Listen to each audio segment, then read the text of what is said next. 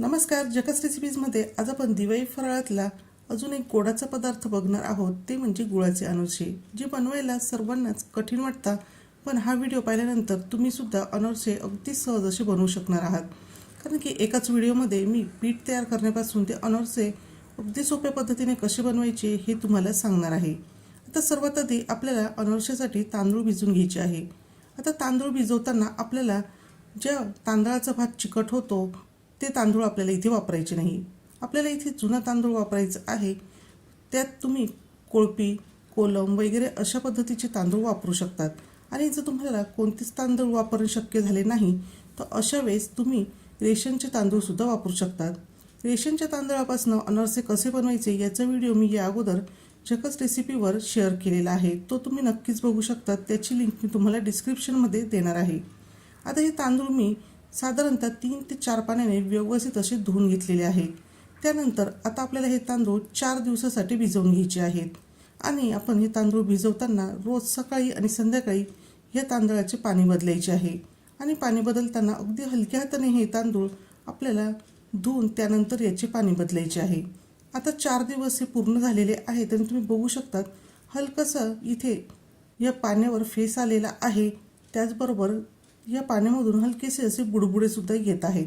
म्हणजे समजावे आपले हे तांदूळ अनारसेसाठी अगदी योग्य असे भिजलेले आहे. उन्हाळ्यात आपल्याला हे तांदूळ भिजण्यासाठी कमी वेळ लागतो झालेले आहेत. त्याचबरोबर हे पूर्णपणे व्यवस्थित भिजलेले आहे. याचा हलकासा आंबट असा वास सुद्धा येतो आहे. खूप जास्त आंबट हे तांदूळ होऊ नये यासाठी आपल्याला 4 दिवस भिजवल्यावर रोज याची सकाळ आणि संध्याकाळ असे पाणी बदलून घ्यायचे आहे.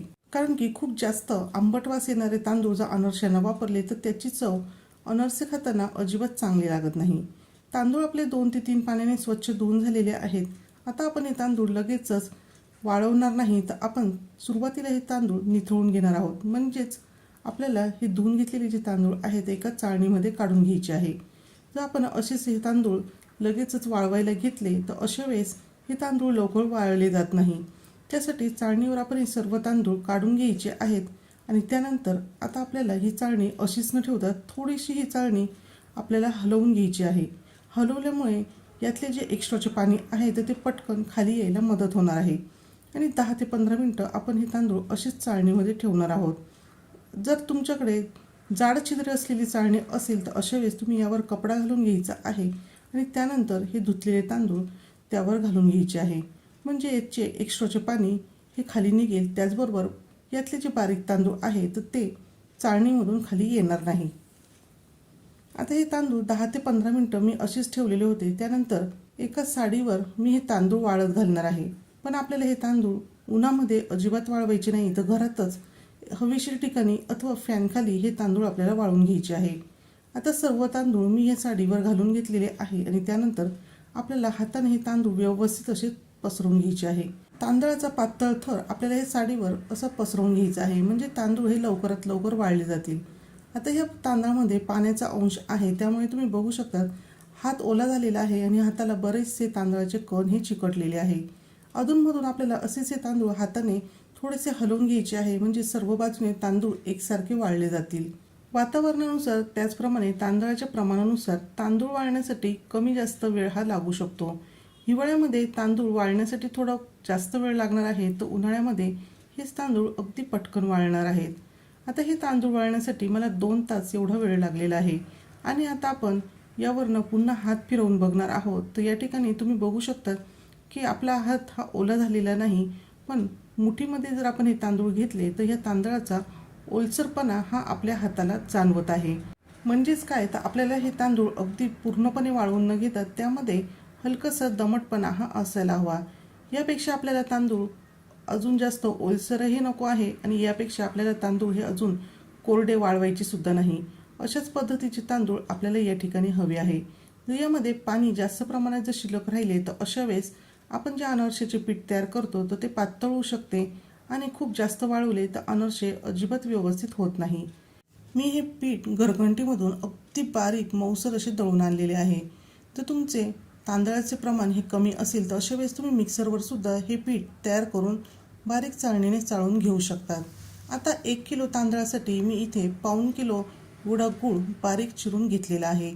जर तुम्हाला गोड कमी आवडत असेल तर तुम्ही अगदी थोडेसे याचे प्रमाण कमी करू शकतात. म्हणजे तुम्ही इथे 725 ग्रॅम अथवा 730 ग्रॅम एवढा गूळ घेऊ शकता. पण त्यापेक्षा अजून कमी गूळ घेऊ नका, कारण की त्यामुळे मग अनारसे हे चांगले बनणार नाही.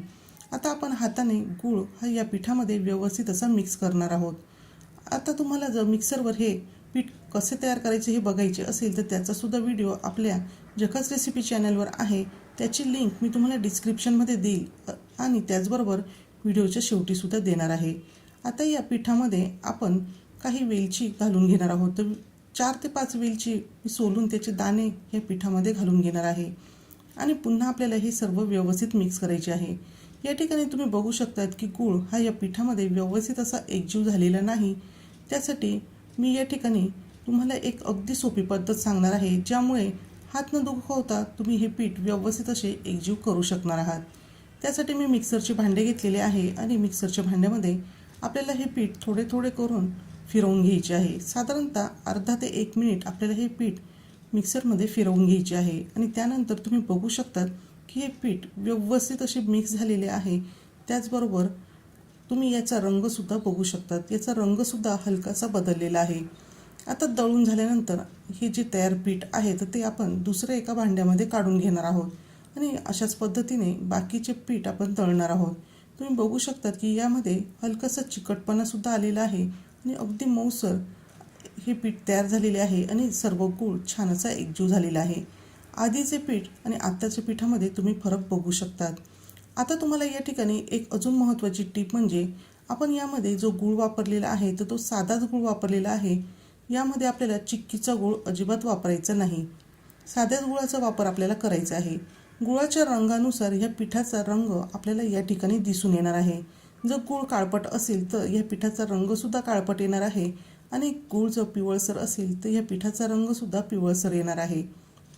सर्व पीठ मिक्सरमधून काढून झालेले आहे. आता ह्या पिठाचे आपल्याला अशा पद्धतीचे छोटे छोटे गोळे हे करून घ्यायचे आहे. असे केल्यामुळे हे पीठ लवकरात लवकर छान असे मुरले जाते. आणि त्यानंतर एक डबा मी घेतलेला आहे आणि त्या डब्यामध्ये हे सर्व तयार करून घेतलेले गोळे मी ठेवून घेणार आहे. तुम्हाला या ठिकाणी जाणवत असेल की हे जे पीठ आहे तर ते खूप जास्त असे चिकट अथवा ओलसर झालेले दिसत नाही. पण अशा पद्धतीचे जर तुम्ही पीठ तयार केले तर हे पीठ अगदी वर्षभर सहज असे टिकू शकते. त्यामुळे अशाच पद्धतीचे पीठ तुम्ही सुद्धा तयार करा. आता हे सर्व गोळे मी तयार करून घेणार आहे. एका डब्यात हे मावत नव्हते म्हणून मी दुसऱ्या डब्यात हे घालून घेतलेले आहे. अनारसेंचे पीठ मुरण्यासाठी 7 ते 8 दिवस पुरेसे आहेत आणि मी 8 दिवसानंतर अनारसे बनवण्यासाठी आता हा डबा उघडलेला आहे.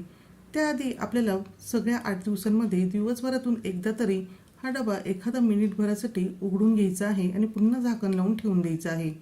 आता हे पीठ पहिल्यापेक्षा हलकेसे नरम झालेले आहे. त्याचबरोबर छान असे हे मुरलेले आहे. आता आपण ह्याच पिठापासून अनारसे बनवणार आहोत. त्यासाठी आता मी हा जो गोळा आहे तर त्यातला एक गोळा घेणार आहे आणि त्यापासून तुम्हाला अनारसे कसे बनवायचे हे दाखवणार आहे. आता तुम्हाला इथे वाटत असेल की अनारसेचे पीठ हे कोरडे आहे आणि याचे आता अनारसे कसे बनवायचे, तर त्यासाठी या ठिकाणी तुम्ही बघू शकतात मी वाटीमध्ये दूध घेतलेले आहे आणि अर्धा चमचा करून हे दूध मी ह्या पिठामध्ये घालणार आहे. आपल्याला खूप जास्त दूध एका वेळेस घालायचे नाही, नाहीतर हे पीठ लगेचच पातळ होऊ शकते.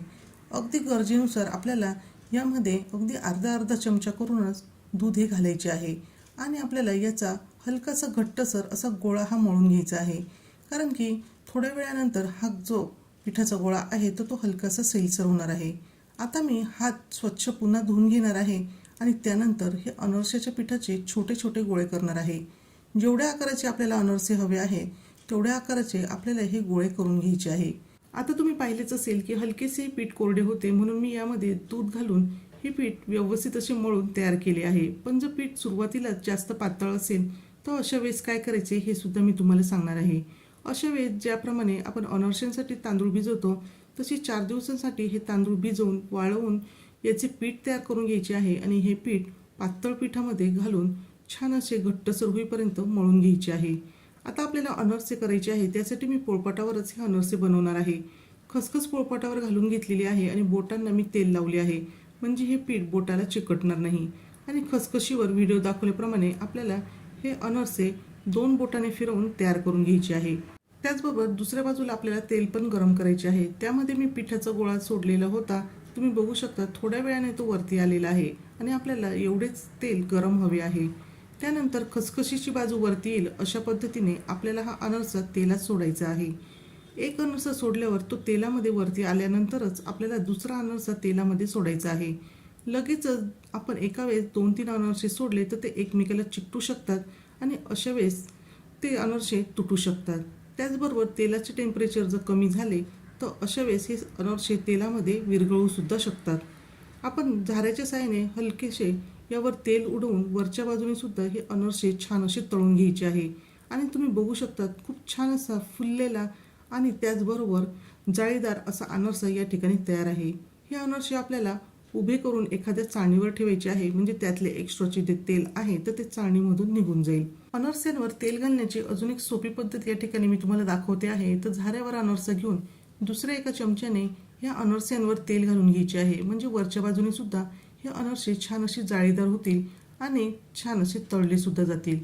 त्याचबरोबर खालच्या बाजूने हे अनारसे खूप जास्त प्रमाणात तळले जाणार नाही. तर याही ठिकाणी तुम्ही बघू शकता खूप सुंदर आपले हे अनारसे फुललेले जाळीदार असे तयार होत आहे. तर आहे का नाही अगदी ही सोपी पद्धत. या ठिकाणी मी तुम्हाला पीठ तयार करायचे कसे तेही सांगितले. त्याचबरोबर पीठ पातळ अथवा कोरडे झाले तर काय करायचे हा उपायसुद्धा मी तुम्हाला सांगितलेला आहे. त्यामुळे आता तुम्हाला अनारसे करायला अजिबात अवघड जाणार नाही.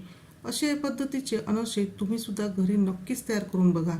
आता तुम्ही या ठिकाणी बघू शकतात वरच्याच बाजूने नव्हे तर खालच्या बाजूने सुद्धा अगदी एकसारखे हे अनारसे तळले गेलेले आहेत. हे अनारसे दिसतच छान नाही तर ते चवीला सुद्धा अगदी चविष्ट, कुरकुरीत, खुसखुशीत आणि तोंडात घालताच विरघळणारे असे तयार होतात. तर हे पीठ तयार करून तुम्ही सुद्धा बनवलेले अनारसे कसे वाटले हे कमेंट करून नक्की सांगा. व्हिडिओ आवडला असेल तर व्हिडिओला लाईक करा, शेअर करा आणि नवीन असाल तर सबस्क्राईब करायला विसरू नका. आता आपण एक अनारसा तोडून बघणार आहोत. तर तुम्ही बघू शकतात आतल्या बाजूने सुद्धा हा अनारसा खूप छान असा जाळीदार झालेला आहे. अगदी त्याला छान अशी जाळी पडलेली आहे. वरच्या बाजूने हा अगदी छान कुरकुरीत असा झालेला आहे. आणि या ठिकाणी आता ह्या अनारशाचा तुम्ही आवाजसुद्धा बघणार आहात. मी तुम्हाला हा अनारसा खाऊन दाखवणार आहे. तर त्यावरूनच तुमच्या लक्षात येईल की हा तयार झालेला अनारसा किती कुरकुरीत आणि खुसखुशीत असा तयार झालेला आहे.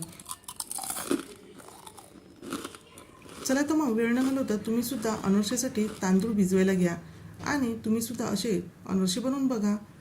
पुन्हा भेटूया असेच एका झकास फराळ रेसिपीसोबत.